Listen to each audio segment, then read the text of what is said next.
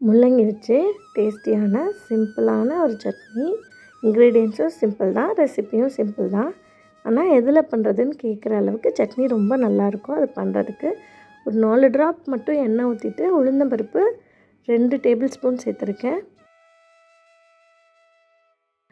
2 காஞ்ச மிளகாய் சேர்த்துருக்கேன். 2ஐயும் சேர்த்து ஒரு நல்ல கோல்டன் ப்ரௌன் ஆகிற அளவுக்கு வறுத்து எடுத்துக்கோங்க. இதை ஒரு பிளேட்டில் தனியாக ஆற வச்சுக்கோங்க. அதே கடாயில் இன்னொரு 4 ட்ராப் ஆயில் விட்டு முள்ளங்கி, இன்றைக்கி சின்ன சைஸ் முள்ளங்கி ஒன்றே எடுத்திருக்கேன். முள்ளங்கியோட எல்லா சைடும் லைட்டாக ரோஸ்ட் ஆனதுக்கப்புறமா ஒரு 6-7 சின்ன வெங்காயம் சேர்த்துருக்கேன். நீங்கள் பெரிய வெங்காயம் சேர்க்குறதா இருந்தால் ஒரு பாதி வெங்காயம் சேர்த்துக்கலாம். வெங்காயம் நல்லா வதங்கினதுக்கப்புறமா ஒரு தக்காளி சேர்த்துருக்கேன்.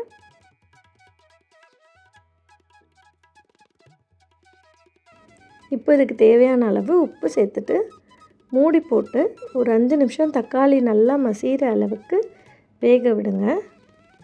நான் ஒரு பிஞ்ச் புளி சேர்த்துருக்கேன். நீங்கள் நாட்டு தக்காளி சேர்த்துருக்கீங்கன்னா புளியை ஸ்கிப் பண்ணிக்கலாம். இப்போ இதை நல்லா மசிச்சு விட்டுட்டு பிளேட்டுக்கு மாற்றி ஆற வச்சுருங்க. நல்லா கம்ப்ளீட்டாக ஆறினதுக்கப்புறமா அரைச்சிக்கலாம். இப்போ இதை அரைக்கிறப்போ ஃபஸ்ட்டு இந்த பருப்பையும் வத்தலையும் மட்டும் நல்லா பல்ஸ் பண்ணி பவுட்ரு பண்ணதுக்கப்புறமா வெங்காயம் தக்காளி சேர்த்துக்கோங்க. இப்போது இந்த அளவுக்கு திக்காக நீங்கள் சாதத்துக்கு யூஸ் பண்ணுறீங்கன்னா தண்ணி சேர்க்காமல் வச்சுக்கோங்க. நான் இட்லி தோசைக்கு வைக்கிறதுனால தண்ணி சேர்த்துருக்கேன்.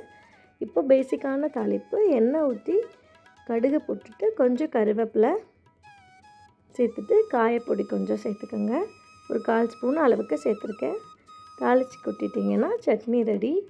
இன்றைக்கி நான் இந்த சட்னியை பெசரட்டோடு சேர்த்து வச்சுருக்கேன்.